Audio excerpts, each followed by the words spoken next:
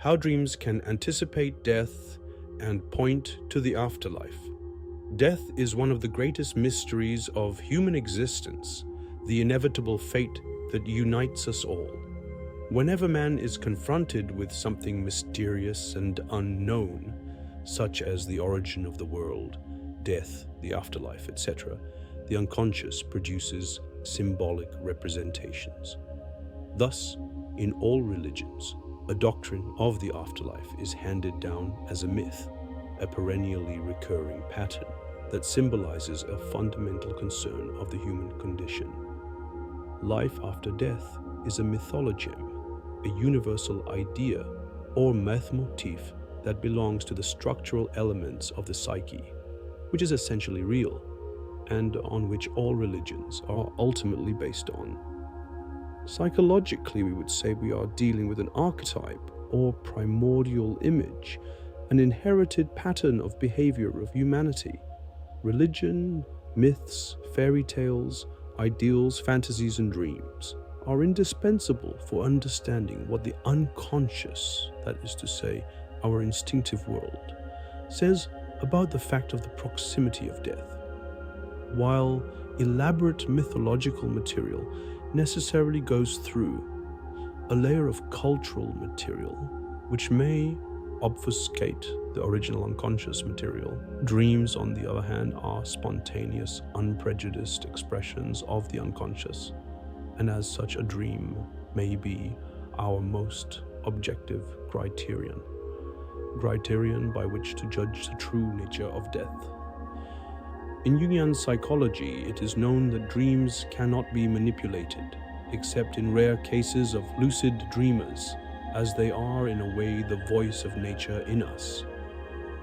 Dreams are not invented by human beings, they just happen.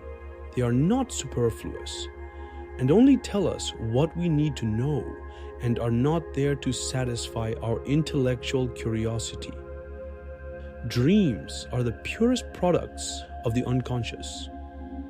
Instead of doing dream theories, as each different psychological school does, Carl Jung got the idea of amplification, that is to say, using mythological, historical, and cultural parallels, in order to amplify or turn up the volume of the dream material to understand it clearer.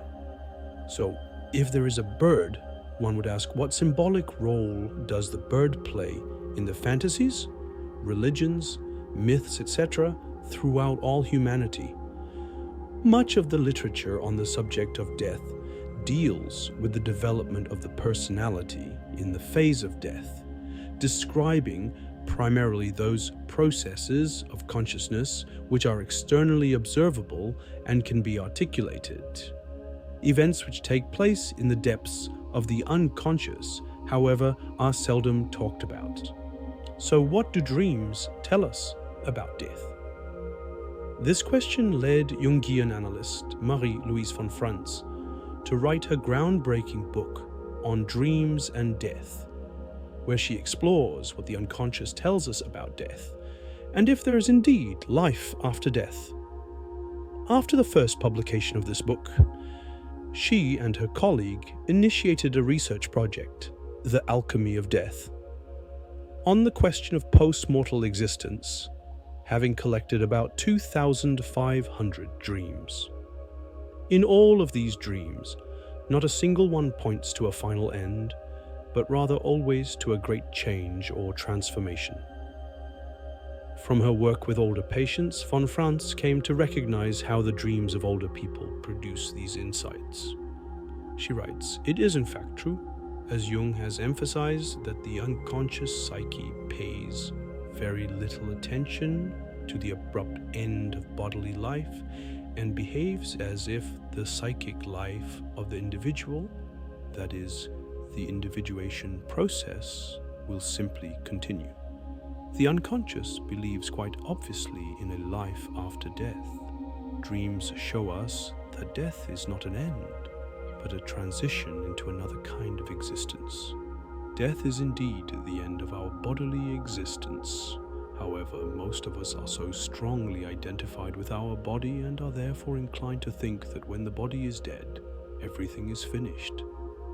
The greatest difficulty we have in imagining our own life after death may well be accounted for by the fact that, while still living, we identify almost completely with the body.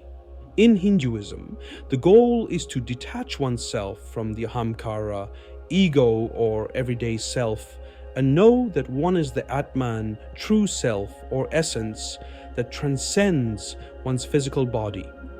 It is the veil of Maya which conceals the true character of spiritual reality, creating the cosmic illusion that our body and the phenomenal world is real. To transcend this, one must understand that the Atman is identical to Brahman, or ultimate reality. American psychiatrist Raymond Moody coined the term near-death experience, or NDE, in his 1975 book Life Afterlife, where he identifies a common set of experiences of those who came back from death, including seeing one's own body lying dead on the bed while one hovers above or beside it, an overwhelming feeling of peace and well-being, freedom from pain, floating or drifting through darkness, or a tunnel, encountering beings of light, having a rapid succession of visual images of one's past, a feeling of finally being back home, or being in a realm more real than reality itself, among others. Since then, much more scientific research has been done on NDEs, which seem to confirm the consciousness is non-local. And that is to say, consciousness somehow continues even after being declared clinically dead, suggesting that the brain is not the actual site of four swoops, a generator of consciousness, but merely acts as a receiver. In many NDEs, the subject has had distinct feelings of reluctance to return to everyday reality. Patients report hearing a voice say, "You must go back." There appears to be a further threshold from which apparently there would be no return. Such was the case of Jung, who experienced an NDE in 1944 after a heart attack, which ended with his doctor telling him that he had to return to Earth, upon which his vision ceased. He felt profoundly disappointed, and reality seemed to have been artificially built up. He thought, now I must return to the box system again. Our brain seems to tune down the intensity of the psyche until it becomes bound to lower frequencies, which confines the individual once again to the realities of space-time. That is why when Jung returns to Earth, he will have to return to the box system again. Jung's return after his visions. He felt imprisoned in that intolerable grey world with its box system, which is only a segment of existence. The body, which had been irrealized, as Jung puts it, can once again be felt. It seems that from all this, one could say that all material phenomena, including our body, lie below a definite threshold of energy intensity. The unconscious, however, is not bound to matter and space-time, and therefore there is no reason that it should be affected by death. During the day, Jung felt depressed. In the night, however, he had profound visions, of which he writes, "It is impossible to convey the beauty and intensity of emotion during those visions. We shy away from the word eternal, but I can describe the experience only as the ecstasy of a non-temporal state in which present, past, and future are one. Everything that happens in time had been brought together into a concrete whole. The only thing that feeling could grasp would be a sum, an iridescent whole containing all at once expectation of a beginning, surprise at what is now happening, and satisfactional disappointment with the result of what has happened. One is interwoven into an indescribable whole, and yet observes it with complete objectivity. In many accounts of NDEs, the survivor's everyday ego is confronted with a voice, or with an inner friend who would be interpreted as a personification of what Jung calls the self, the total personality. In some instances, the ego also seems to merge partially with this image of the self. Moody cites the case of a man in a deep coma who met with a being of light. A hand reaching out to him invited him to come along, so that he himself floated aloft and then moved with the light, being in the hospital room. The man says, "Now, immediately, when I had joined him and had become a spirit myself, in a way we had been fused into one. We were two separate ones. Two, of course, yet he had full control of everything that was going on as far as I was concerned." An intimate association between ego and self is described here, but not a completely separate one. Merging of the two. In another report, the everyday ego is so greatly altered that it closely resembles the self. My new ego was no longer the old familiar ego, but rather a supplement of it, as it were, even if it did seem to me somehow familiar, like something I had always known, but which had been deeply buried under a superstructure of fears, hopes, wishes, and desires. This ego had nothing to do with the ego of this world. It was a spirit, absolute, unchangeable, indivisible, indestructible. Although absolutely unique, as individual as a fingerprint, it was at the same time part of an infinite, well-ordered whole. The two aspects, ego and self, are almost completely united here, but the ego remains part of a large whole. It is not the whole itself. Another of Moody's patients had a heart attack, described seeing himself as a little sphere on the inside of a round ball. It is just this relation between ego and self which Jungian psychology attempts to establish in every person during his or her lifetime through the process of individuation, the journey towards wholeness. For if the ego identifies with the self, then it suffers an inflation. If it goes too far from the self, then life seems meaningless. A small number of the 25,000 people in the world have experienced a similar situation. Dreams, compiled by von Franz, are death dreams, which are not just dreams surrounding the archetype of death, but dreams of people who subsequently died. Therefore, they are of a precognitive nature, as they can anticipate the death of someone. These are the types of dreams the book deals with. In death dreams, the end of physical life is represented in a symbolic way, but almost always accompanied by manifestations that allude to the continuation of the person's life. A psychologist should not begin by telling a patient facing death, "You have to believe in an afterlife," but rather simply emphasize the individual's dream and what the dream means for him or her. It is up to the patient to believe in it or not. The voice of nature or instinct, which is the dream, helps one to die in peace and in harmony with oneself, living right into one's death. This is a great advantage, since one does not continue to fight with oneself. One is no stranger to oneself. That is why, generally speaking, interpreting the dreams of those who are moving towards death gives them great consolation and calms them down. A skeptic might insist that dreams are merely wish fulfillments, against which the following can be said.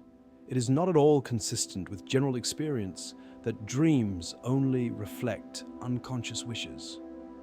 On the contrary, they most often depict a completely objective, psychic natural event, uninfluenced by the wishes of the ego. In cases where the dreamer has illusions about the approaching death, or is not aware of its proximity, dreams arise that show it with total brutality and without compassion. It is as if the unconscious wants to convey an urgent message to rid oneself of all self-deception. Such is the case of a woman who had cancer. and dreamed that her wristwatch was damaged, reached. She brought it to the watchmaker, who told her that it was beyond repair. 2 days later, she dreamt that her fairy tree fell down to the ground. It was all too clear for her what the dreams meant.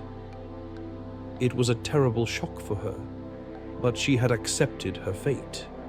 After this realization, however, she continued to dream normally and lived for many more years. Thus, we must make an important distinction. Having dreams about death does not necessarily mean that death is imminent.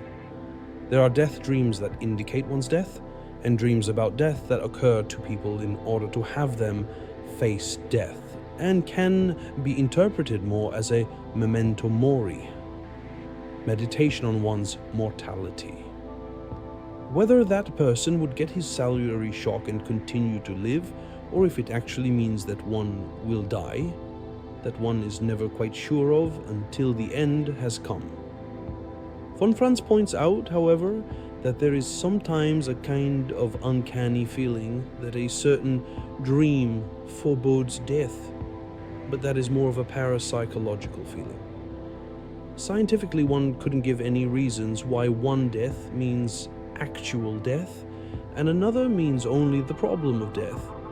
Sometimes one gets a gruesome shiver when people tell one a dream about death, as if one's nervous sympathetic system would say, "Watch out, this really means death."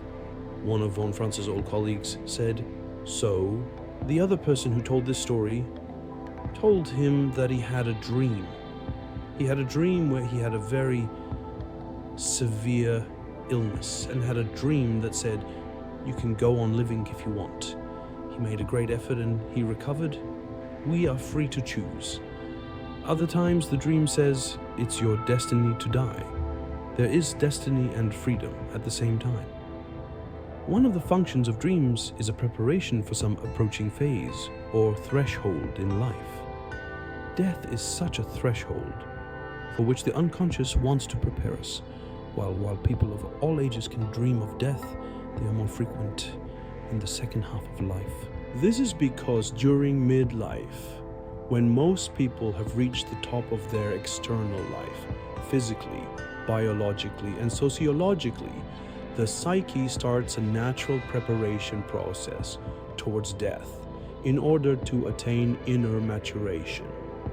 This shows that death is not something that happens at the end of our life.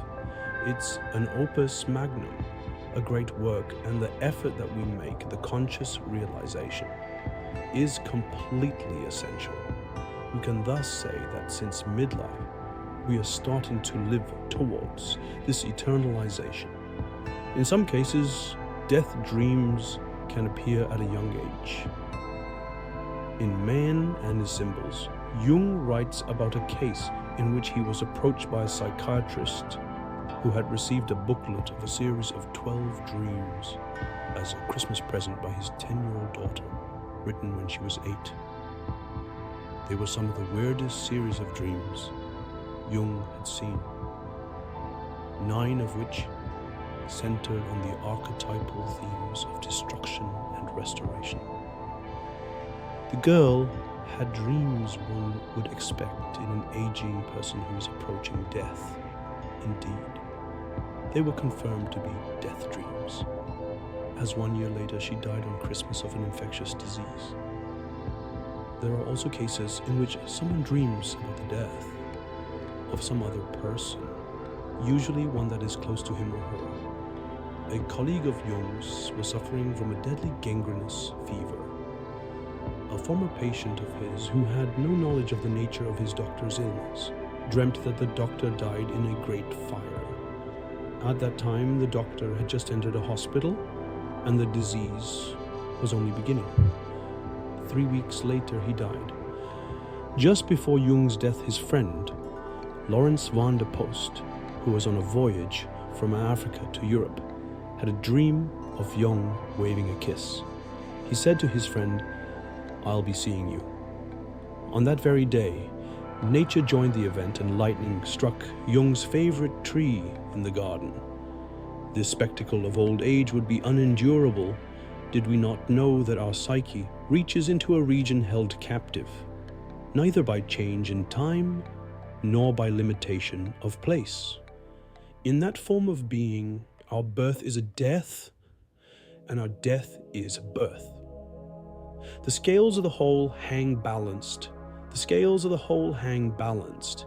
It is very important for the unconscious that we accept our mortality, for one has a chance to experience in death the birth of one's soul substance, the self, the great work, which is the completion of one's inner wholeness. The realization of the self means a restoration of one's relation to God. In the most vital moment of self-realization, God unites, as it were, with us. This would mean that through that realization of the self, we assist at the same time in God's incarnation, God's completeness. Self-knowledge is a reunion of the soul with God. The state of wholeness is inseparable from the experience of God. Individuation, the process of psychic and spiritual growth, is actually a preparation for death, the most essential transformation of our whole being. It is as if it were the goal and sole purpose of our life, and all that is important to the unconscious. As such, individuation is much more important than death itself. This may explain why people who have the feeling that they have completed their life's task do not fear death, for they have done their best to attain wholeness. In the final stage of individuation, we finally become our uniqueness or essence, and also paradoxically one with all other souls. The symbols that manifest in death dreams are images that also appear during the individuation process. It is as if this process manifests itself abruptly before death, if it had not been consciously experienced up to that moment. Von Franz noted that it sometimes happened that in dreams, actual dead people came to visit the still living person.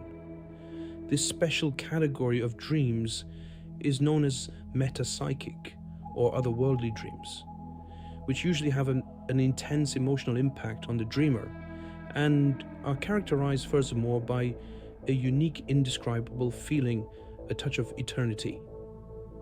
In metapsychic dreams, there is no such thing as death. In the case of dreams, the dead person is interpreted on the objective level. Therefore, some dreams deal really with the dead, and others with their subjective image that is within the personal unconscious. This distinction is very subtle, and one treads on uncertain ground. In psychotherapy, one generally attributes these dreams to a mother complex or a father complex, and rarely take into account the objective dead. These objective dreams are more frequent in the first weeks or months. They can appear years later too. 6 weeks after Jung's father had died, he appeared to him in a dream, saying that he had made a good recovery and was now coming home. 2 days later, the dream was repeated. This was an unforgettable experience that forced Jung to think for the first time about life after death. Jung had several dreams of his late wife. In one of them, she was continuing to work on the Grail legend, which she had learned left unfinished when she died. Jung also reports that it is told in dreams that the dead were eager to learn from the newcomers from Earth what they brought over to them, as if they had no direct information of what was happening on Earth. Von Franz also experienced metapsychic dreams. 3 weeks after the death of her father, she dreamt that her father visited her, and she asked him how he was doing and if he was happy. He replied that he was happy and studying at the music academy. Then he went into a dream. In the dream, he saw that his father was sleeping in the guest room instead of his former bedroom, for he said, "Now I am only a guest." Von Franz then thought she had forgotten to put out the electric stove and that there was a danger of fire. At that moment, she woke up feeling terribly hot and sweating. Jung interpreted this dream on the objective level, that is, as a dream concerning her real father. He loved music, but had never time to perfect this gift. Apparently, he was then catching up with something that he had never seen before. He had neglected in this life as a form of compensation. In Jung's dreams, however, the dead person continues to work on what they couldn't finish. Jung said that the end motif of feeling terribly hot is caused by being in touch with the coldness of the world of ghosts, which produces a strong physical counter-reaction as a defense against the chill of death. This coldness may be accounted for by the fact that the apparitions take energy away from the living. They are growing quickly because they're living in order to make themselves visible. It is reported that witnesses who touched phantoms received a kind of electrical vibration. At any rate, it is emphasized that the worlds of the living and the world of the dead should not come too close to each other, for they are somehow dangerous for each other. Metapsychic dreams seem to indicate that what we take with us into the beyond is whatever substance of the self we have extracted from the unconscious and integrated into a whole being. It would mean that the more we become conscious of the self during our lifetime, the less we might have to go through it upon death, and who knows, perhaps even after death. The attainment of maximum consciousness and psychic wholeness while still in this world seems to be an essential condition for the coming life in the beyond. We will now turn to some cases of death dreams and explore their archetypal motifs. A 52-year-old man had to go to the hospital for an operation of bladder cancer. He was uncertain and worried about the outcome. He dreamt that an ambulance came to take him to the hospital. In reality, he was still well enough to be able to go by taxi. The driver got out of the ambulance and with a cynical grin opened the back door, and there lay a white coffin. The man woke up with a terrible shock. In fact, he did not leave the hospital. He was still alive, but died there after several weeks of great suffering. However, as soon as he accepted the bitter fact that the operation would not help, he began to have dreams about life after death. He dreamt that he was going through a forest in winter. It was cold and misty. He shivered. From a distance he could hear the noise of a chainsaw and from time to time the thundering crash of a big tree falling to the ground. Suddenly the scene changed, and it was summertime. The sun shone through the leaves, making a speckled sign of light in the green moss on the ground. The dreamer's father, who in reality had died long before, walked toward him and said, "Look, here is forest again. Don't pay any attention to what happens further down there." He meant the fall of the trees in the lower forest. The cutting down of trees probably alludes to the brutal operation that the dreamer was going to have and which did not save him. The same dream, however, continues on a higher level, where there is life once again. In that place, the dead continue to live. The dead father advises his son not to worry about what is happening down there. The unconscious wants to detach the dreamer psychically from the physical terminal event. It is not by chance that the unconscious chose the image of a forest when it tried to describe the destruction of the mortal body. Vegetation is a form of life, and it is a form of life that is not a form of life. Vegetation is a form of life, and it is a form of life that is not a form of life.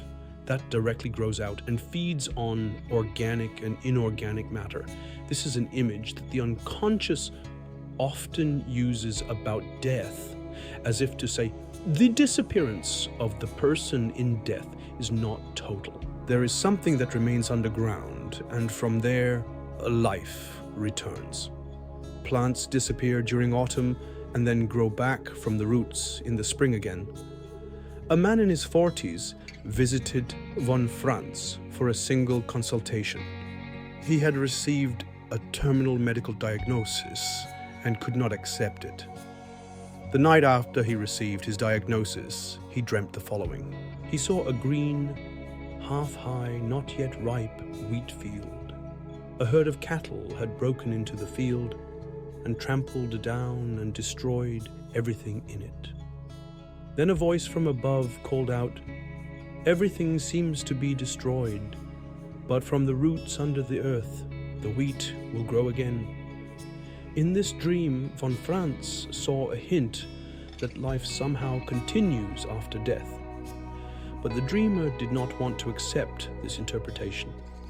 He was an atheist, materialist, and did not believe in an afterlife. Shortly afterward, he died without having become reconciled with his fate.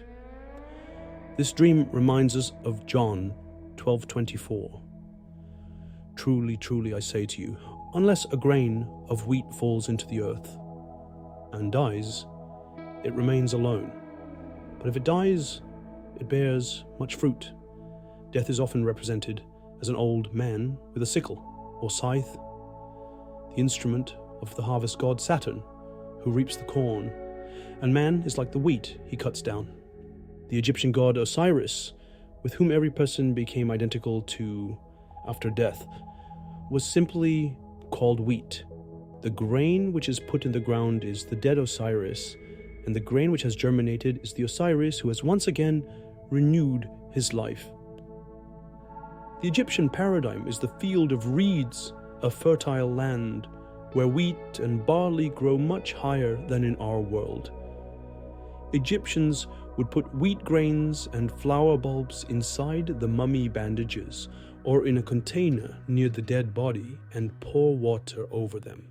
If they germinated, it was taken as a sign of a completed resurrection.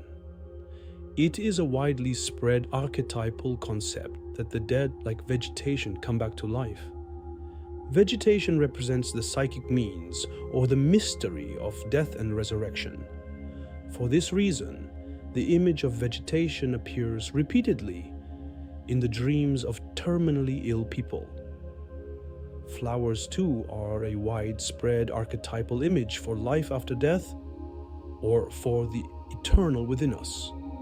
The mandala structure of the flower points to the self. Buddha, the enlightened one, not only sits on a lotus, but also in a lotus position. A patient and friend of von Franz had the following vision during active imagination before she died. "The mystery of the flower is within me. I am it and it is me. It has entered me and has been transformed into a human being. I am this radiant flower from which a spring has burst forth. Am I this? From now on, when I go to the flower, I know that I go into myself. I look at the flower. As I meditate on it, I am transformed into a flower, fully rooted, radiantly eternal. Thus I take the shape of eternity. This makes me quite whole, as flower, as center. No one can harm me. I am protected in this way. For the greater part of the time, I will have to return to human form. But again and again, it will be possible for me to become the flower. I am happy about this. For until recently, I did not know it was possible. I only knew the flower as an object. Now I know the flower. I know that I can also be it. Our rich offerings of flowers and wreaths of flowers at a burial not only symbolize our feelings of sympathy, but also, unconsciously, a resurrection magic, a symbol for the return of the departed to a new life. Another motif that appears in death dreams is fire, as the regeneration of the dead. Fire is often seen as a destructive element, but it is also purifying. The fire which either punishes hell or purges purgatory was, for a long time, not precisely differentiated. Origen of Alexandria, who died in 253 AD, was an early advocate of the purgatory idea. Hell, for Origen, is only a temporal place of limited punishment. He rejects the idea of eternal damnation. But purgatory serves as a catharsis. Only for those who cannot be taught is purgatory a punishment. In the Egyptian underworld, one has to pass through a lake of fire, which can destroy or save one. In one of the funerary spells of the so-called coffin texts, dating back to 2100 BC, it is written, "I am the shapeless one in the midst of the fire. I enter the flames and come out of the flames. The shining flames do not sting me. They do not burn me. Fire burns away everything which is superfluous and untruthful, so that when one has gone through the fire, only that which is eternal remains." The Apostle Paul refers to Christ as the eternal foundation upon which each one builds his work. Now, if anyone builds on the foundation with gold, silver, precious stones, wood, hay, stubble, each man's work will become manifest, for the day will disclose it, because it will be revealed with fire, and the fire will test what sort of work each one has done. Do you not know that you are God's temple, and that God's Spirit dwells in you? The man mentioned earlier, where the dream informed him that life would continue in the upper forest, now became more peacefully prepared for death. But he could not rid himself of a certain bitterness that he must die so relatively young, for there were many more things he still wanted to do in this life. Then he had a dream. He saw a wood which was green, not yet autumnal. A fire was raging, which destroyed it completely. It was a terrible sight. Afterwards, he was walking through the burned up area. Everything was turned into black coal and ashes, but in the midst lay a big round boulder of red stone.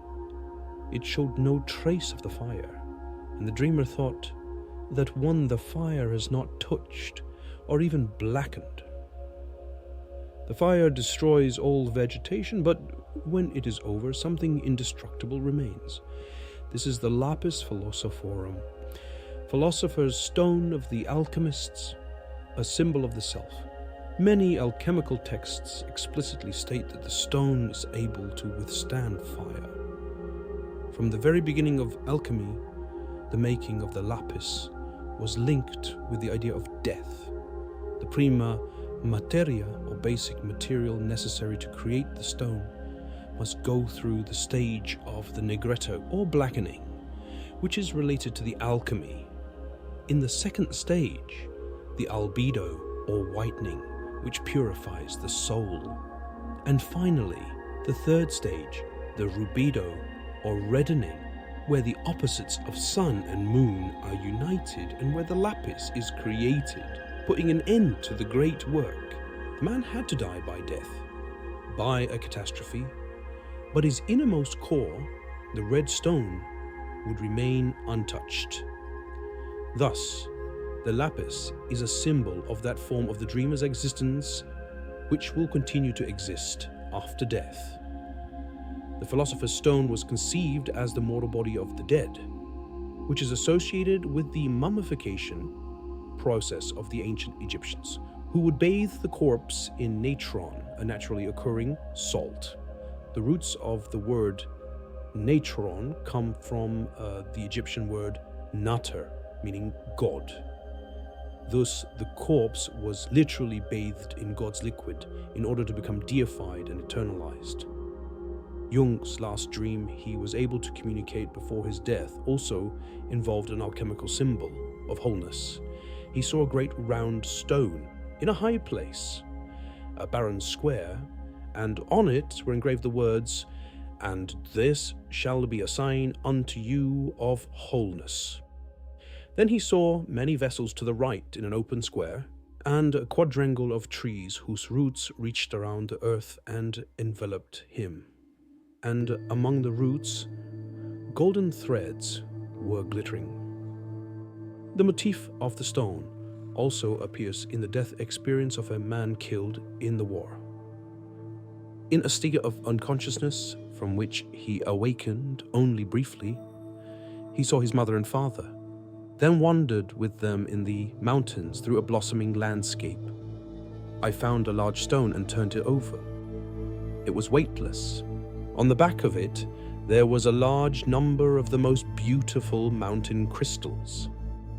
They were arranged together to form something resembling a cathedral. I felt happy about it. The image of the fruit is another motif that appears in death dreams. At the end of life, there remains a fruit that will be preserved for eternity. A dying 80-year-old man dreamt a sick old plum tree unexpectedly bears a lot of fruit on one of its branches. At the edge of one bough, there are even 2 golden plums. Full of joy, I show this miracle to my daughter and to my son. The Gnostic philosopher Simon Magus taught that the universe consists of fire, of which one half creates the visible world, the other remains invisible. He compares this to the tree of life, whose visible part are the leaves, branches, trunk, etc., which will be destroyed by fire in the end. But the fruit of the tree, which is an image of God in the human soul, survives after death and is stored in a heavenly barn. Hinduism and Buddhism teach us that our experiences and actions are transformed into grain, which represents the fruits of our deeds, karma. In the book of Matthew, it is written, "By their fruits you shall know them. If any man shall eat of the fruit, he shall live without hunger." This is similar to the water that grants one eternal life described by Christ. Psychologically, the fruit is the result of our efforts towards conscious realization, which seems capable of continuing to have effects after death. Thus, a man who had suffered a great deal in his professional life dreamt that a voice told him, "Your work and your life, which you have endured consciously, have redeemed hundreds in your generation, and will have an illuminating influence upon hundreds of generations to come. According to this dream, there exists an invisible compensation.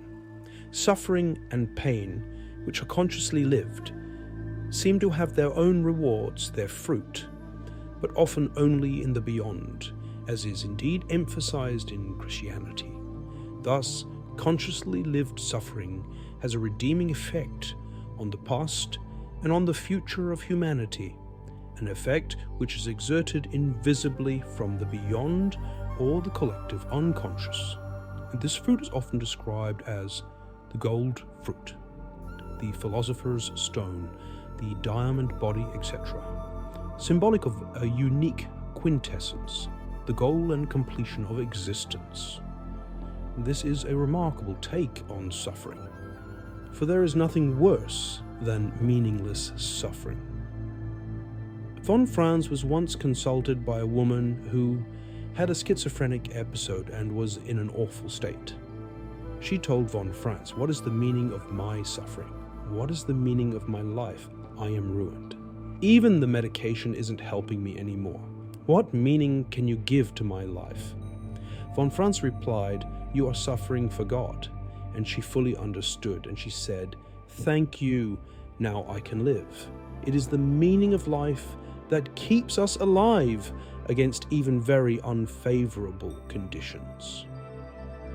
If one continues to suffer and consciously accepts this suffering and understands that one is doing something for the eternal in oneself, then one has made a conscious realization that is essential.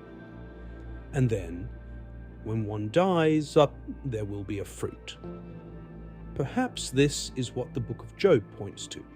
When the Second World War broke out, and von Franz was living in a civil defense shelter, she had to think about the possibility of immediate death. However, she wasn't afraid to die, but rather afraid of not finishing her work. At that moment, she saw very clearly that it is to accomplish one's task that is important, not so much one's personal life. The feeling that she would not die before she finished her task remained with her until she reached old age. In her 70s, she finished most of her work and was at peace with dying. She died at the age of 83.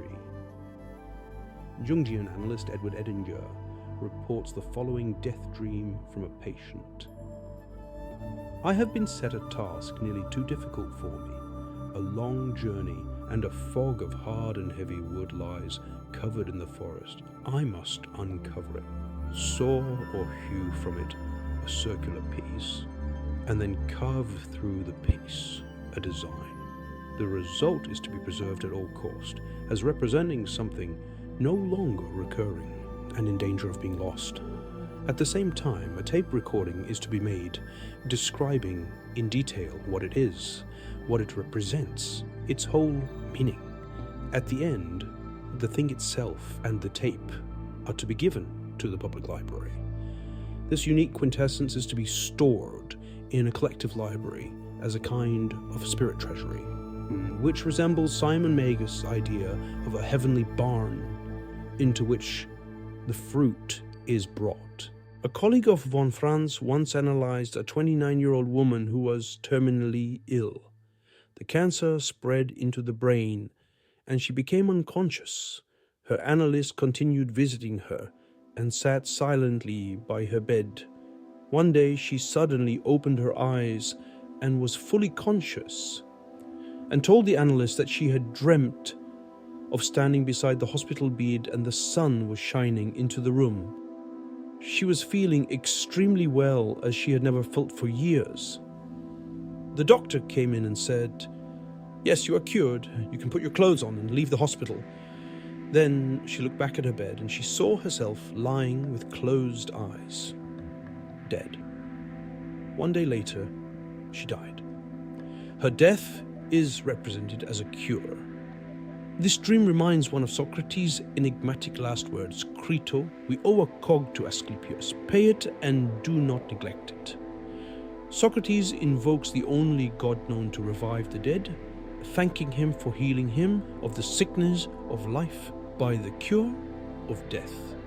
The dream of the young woman conveys a similar point of view, as if it were saying that she would now at last be well and alive again. But it also tells her unmistakably that her body would also be dead. The image of a dark tunnel also belongs among those archetypal motifs which anticipate the course of death. In NDEs, many describe the experience as one of being in a very happy state, but quite often some of them had first to go through something resembling a dark tunnel before they could arrive at a new state of existence when obliged to return to life by medical treatment.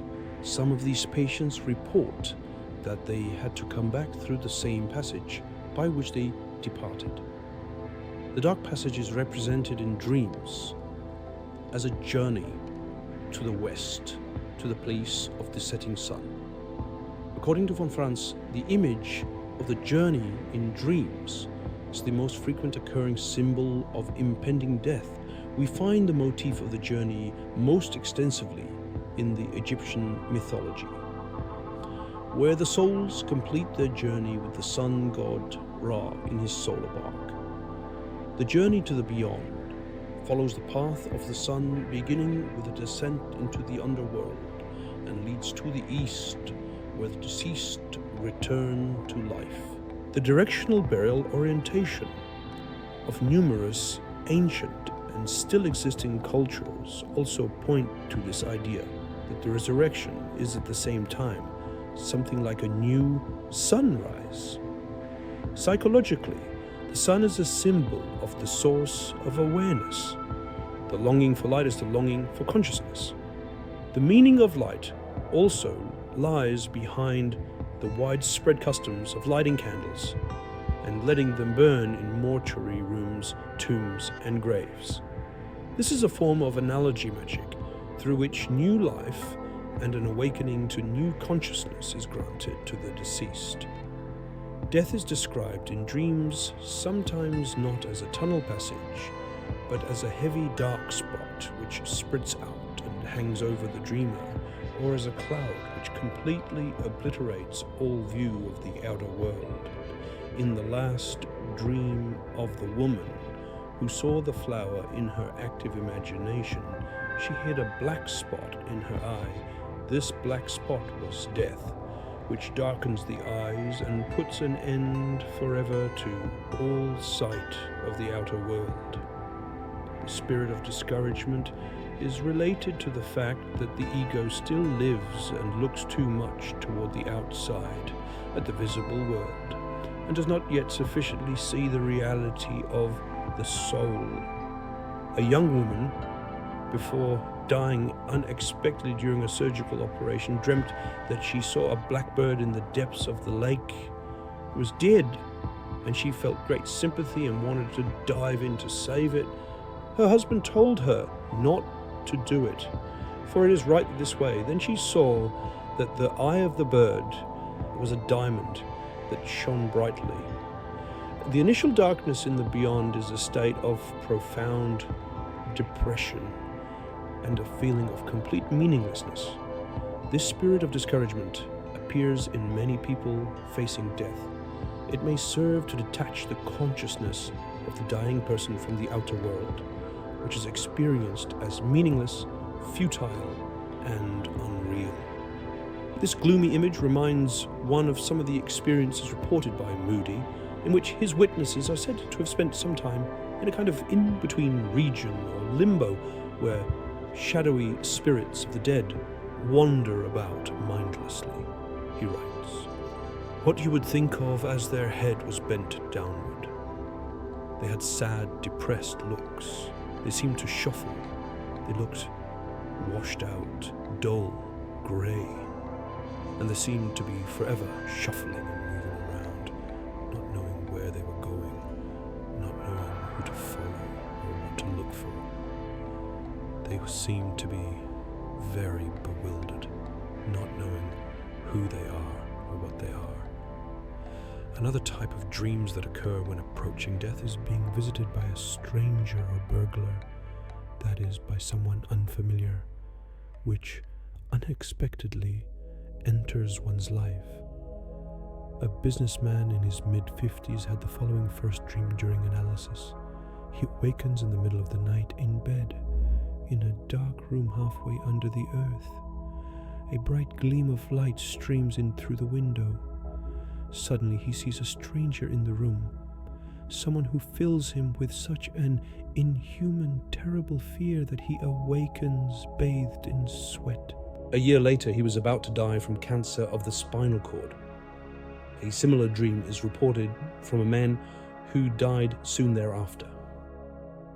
"I come home and close the apartment door. As I enter, I have the feeling that something is there. I look into my room and see an old man over 60, whom I have observed occasionally on the tram. He looks like death. He has come into the house as a burglar. Horrified, I run out of the house, but I cannot lock the door from the outside.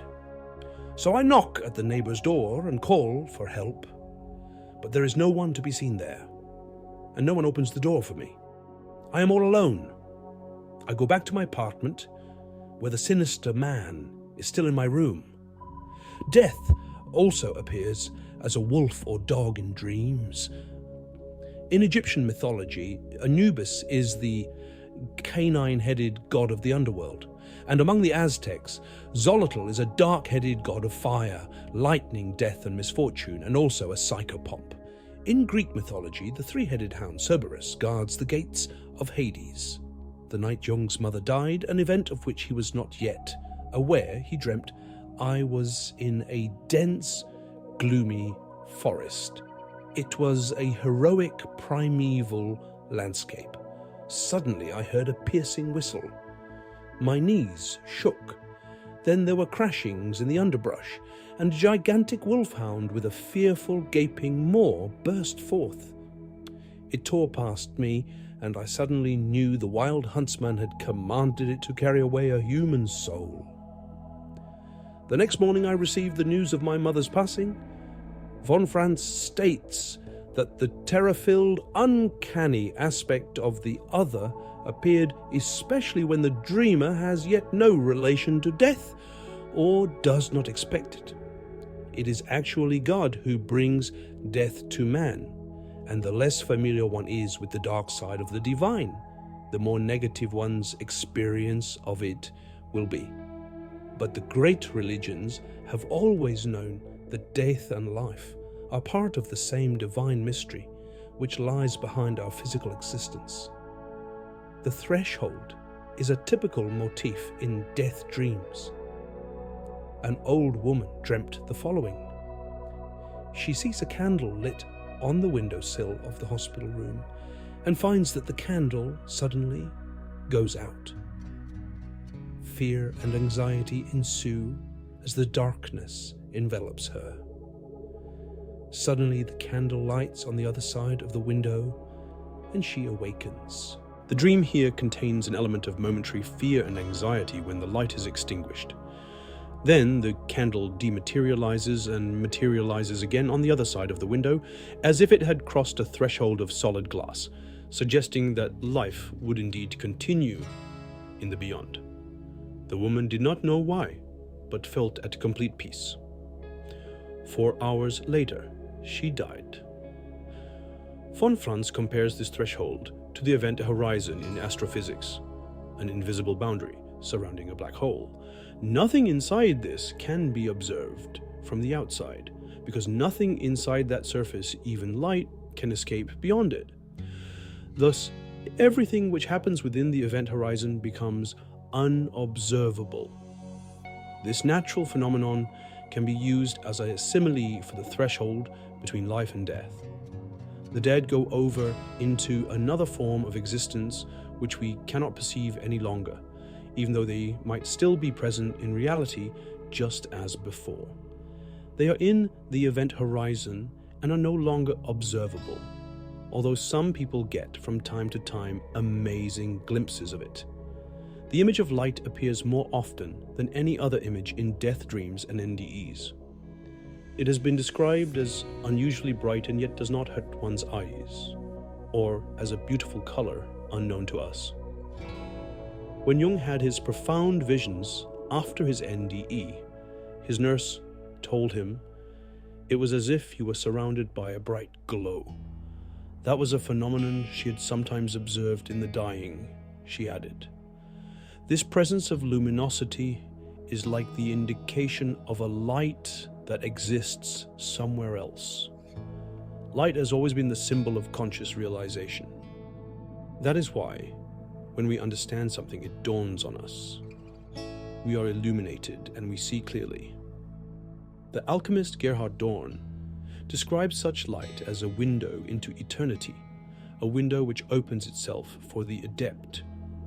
As a result of his dedication to his opus, a man who was considered to have been clinically dead for 23 minutes experienced the following, and at the same time transformed me. I felt no pain. The feeling was neither agreeable nor disagreeable, but it filled me completely. From then on, everything was different. This can be described only very incompletely. The whole thing was like a transformer, an energy transformer, which transported me into a formlessness beyond time and space. I was not in another place, for spatial dimensions had been abolished, but rather in another state of being. At a certain threshold in the increase of frequency, the psychic functions which produce our perception of time and space seem to cease functioning. Jung never got tired of stressing the fact that a certain part of the psyche is not bound to the space-time category. On this subject, he writes, "In the deeper layers of the psyche, which we call the unconscious, There are things that cast doubt on the indispensable categories of our conscious world, namely time and space. The existence of telepathy in time and space is still denied only by positive ignoramuses. It is clear that timeless and spaceless perceptions are possible only because the perceiving psyche is similarly constituted. Timelessness and spacelessness must therefore be somehow inherent in its nature, and this in itself permits us to doubt the exclusive temporality of the soul. It is sufficiently clear that timelessness and spacelessness can never be grasped through the medium of our intelligence, so we must rest content with a borderline concept. Nevertheless, we know that a door exists to a quite different order of things from the one we encounter in our empirical world of consciousness. In his book, The Mystery of Death, Awakening to Eternal Life, the Christian theologian Ladislaus Boros presents a final decision hypothesis according to which each human being at the moment of death has to pronounce one's final decision, to be in favor or against God. What is decided here subsists before eternity. Since now the act becomes being, the decision becomes state, and time becomes eternity. Thus, one either rejects God's divine love, hell, or accepts it, heaven. In other words, death is a kind of judgment day, but it is we who pass judgment on ourselves. On the contrary, according to alchemical symbolism, opposites are reconciled at the last moment and remain united. All of the dreams of people who are facing death indicate that the unconscious prepares consciousness not for a definite end, but for a profound transformation and for a kind of continuation of the life process, which, however, is unimaginable to everyday consciousness. Von Franz's work answers only a few questions. It raises anew many old ones and suggests many new ones. Does survival after death continue for only a limited period of time or longer? What is meant by a timeless existence? How do the dead relate to each other? Are there any traces of the reincarnation hypothesis, etc., etc.? With the death dreams she has been able to collect, von Franz concludes that they point to something of our individuality remaining after death. Thus, our sense of individual identity that we have acquired during our lives seems to continue after death, though we don't know if it's going to continue for long. But that is one of the essential questions. What we know for sure is that the physical body is destroyed, and we also know that it seems likely that the everyday me or ego that is concerned with relatively trivial matters and the occupation of external facts disappears in death. But there is an essential or purified me that seems to be preserved, something eternal and that is identical to the self. Conscious realization is the great mystery of human life and the meaning of life. We are here on earth to become aware, to attain a higher level of consciousness through the experience of suffering and duality. And what seems to be preserved is all our great conscious realizations that have illuminated us and will continue to live on after our disappearance for the common good of the human species. It seems that there's an indivisibility of the psychophysical universe, and in this sense, every small step that we make towards awareness has a completely universal effect. If someone solves his or her problem completely inwardly and invisibly, there is a change in the universe, and that is our task.